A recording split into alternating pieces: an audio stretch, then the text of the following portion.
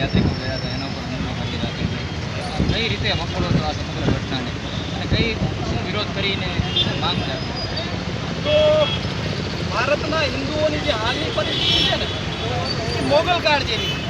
મોગલ કાળમાં પણ આ જ રીતે હિન્દુ મંદિરોને તોડવામાં આવતા, હિન્દુ દર્શનાર્થીઓને એના મંદિરોથી દૂર રાખવામાં આવતા, અને એ જ કાળની પાછી યાદ અપાવતી કાલની ઘટના જેમાં 7 લોકોના મૃત્યુ થયા છે.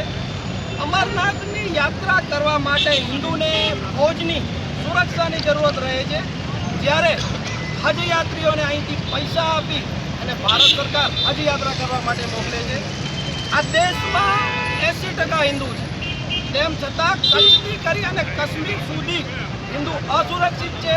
કચ્છની સરહદે પણ પાકિસ્તાનના સમર્થકો ઝડપાય છે, અને કાશ્મીરની સરહદે પણ હિન્દુઓ જ્યારે યાત્રા કરવા જાય છે ત્યારે એને મારી નાખવામાં આવે છે.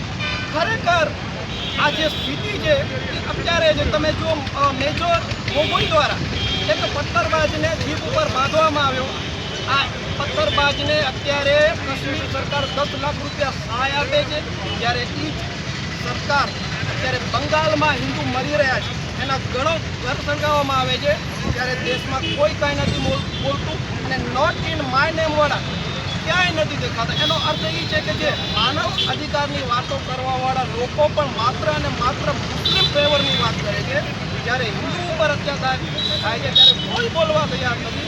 તો એના વિરોધમાં સરકાર સુધી અમારી અવાજ પહોંચે કે વોટના ભોગે તમે હિન્દુઓની હત્યાઓ બંધ કરો, નકર હિન્દુ સમાજ, જે સમાજે સત્તા બનાવી છે એ સમાજ સત્તા વીખી પણ શકે છે.